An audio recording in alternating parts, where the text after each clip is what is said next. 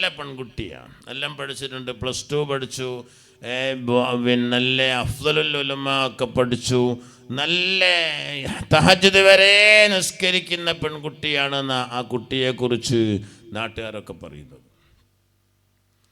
ആ പെൺകുട്ടിൻ്റെ വാപ്പയാണെങ്കിൽ പള്ളിൻ്റെ പ്രസിഡന്റുമാണ്. എന്തൊഴിക്കാണ്ട് വിവാഹം ഏതാണ്ട് ഉറപ്പിച്ചു.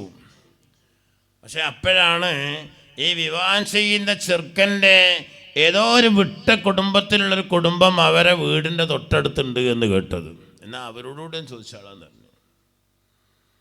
ചോദിച്ചപ്പോൾ അവരും പറഞ്ഞു, ഇതൊക്കെ പറഞ്ഞു, ബസ് പ്രസിഡൻ്റാണ്, കുട്ടി തഹജ്ജുദ് വരെ നിസ്കരിക്കുന്ന കുട്ടിയാണ്, ഒരൊറ്റ വിഷയമാണുള്ളൂ, എന്താന്ന് ചോദിച്ചു, അവിടുത്തെ ഭരണാധികാരി അവിടുത്തെ ഉമ്മാണ്, ഉമ്മ പറയുമ്പോൾ കേൾക്കേണ്ടി വരും പറഞ്ഞു.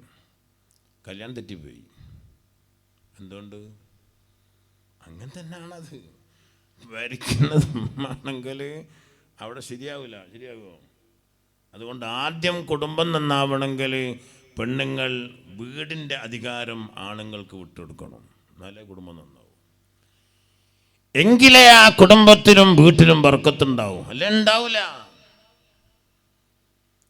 ഇപ്പം നമ്മളെന്ത് ചെയ്തു? നമ്മളെല്ലാ അധികാരങ്ങളും അവർക്ക് വിട്ടുകൊടുത്തു. ഇവൻ മദ്രസയിൽ പ്രോഗ്രസ് കാർഡ് ഒപ്പിടാൻ വേണ്ടി ഉസ്താദുമാർ രക്ഷിതാക്കളെ വിളിക്കും. ആരാ വരല്? ഉമ്മമാരല്ലേ സാറ്? പാപ്പാരാരാ വന്ന് ഒപ്പിട്ടിക്കണം? നിങ്ങളൊന്ന് പരിശോധിച്ച് നോക്കി നിങ്ങളെ കുട്ടിയുടെ പ്രോഗ്രസ് കാർഡ്. 3 ഒപ്പം അതിലുണ്ടാകുക. 1 പ്രധാന അധ്യാപകൻ്റെ ഒപ്പ്, 2 ക്ലാസ് അധ്യാപകൻ്റെ ഒപ്പ്, 3 രക്ഷിതാവിൻ്റെ ഒപ്പ്. രക്ഷിതാവിൻ്റെ ഒപ്പൊക്കെ പെണ്ണുങ്ങളാടുന്നത്. അവർക്ക് കൊടുത്ത് ആ രക്ഷസ്ഥാനം അവർക്ക് പകച്ചു കൊടുത്തു. സ്കൂളിൽ PTA യോഗം വിളിച്ചാലും അങ്ങനെ തന്നെ. ഇനിയിപ്പോൾ അയൽക്കൂട്ടങ്ങൾ വിളിച്ചാൽ ആണുങ്ങളെ സംഭവം തന്നെ അതിലുണ്ടാവില്ല. അയൽക്കൂട്ടങ്ങളിലൊക്കെ ആണുങ്ങൾ പെണ്ണുങ്ങൾ മാത്രമുള്ളത്. ഖുർആനിലൊരായത്തുണ്ട്, ഇന്നല്ലാഹ ലാ യുഗയ്യിറു മാ ബിഖൗമിൻ ഹത്താ യുഗയ്യിറു മാ ബിഅൻഫുസിഹിം.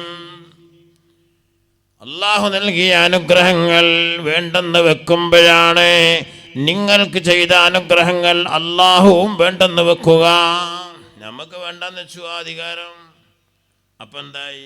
പഠിച്ചോനും പറഞ്ഞു, എന്നാ അധികാരമൊക്കെ ഓലെന്നെ എടുക്കട്ടെ എന്ന്. ഇപ്പം റേഷൻ കാർഡും പെണ്ണുങ്ങളെ വരലായി അല്ലേ? എന്തെങ്കിലൊന്നും ആയിരിക്കും, നിങ്ങളുടെ റേഷൻ കാർഡൊക്കെ പെണ്ണുങ്ങളെ വരലല്ലേ? ഇനി അടുത്ത് വരാനുള്ളൊരു പ്രശ്നമുണ്ട്. എന്താ? വീടുകൾ നിർമ്മിക്കപ്പെടുമ്പോൾ റേഷൻ കാർഡിൻ്റെ ഉടമയുടെ പേരില്ല വീട് രജിസ്റ്റർ ചെയ്യപ്പെടുക. അപ്പം എന്തായി? നമുക്ക് വീടും ഇല്ലാണ്ടായി. പിന്നെ കബറേ നമ്മളുടെ കല്ലുമ്മ പേര് വെച്ചിട്ടുണ്ടാവും. അതാര് ചെയ്തു? നമ്മൾ തന്നെ എത്തിച്ചു. നമുക്ക് പോകാൻ കഴിയില്ല. ആ ഒരു അവസ്ഥയിലേക്ക് എത്തുമ്പോഴാണ് ഈ സമുദായത്തിൻ്റെ അധപ്പതനം ഉണ്ടാകുക.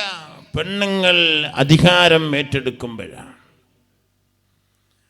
അത് തന്നെയാണ് ഇപ്പം നമ്മളെ മക്കളിൽ പ്രതിഫലിക്കുന്നത്. അഥവാ മക്കൾക്ക് പേരിടുന്ന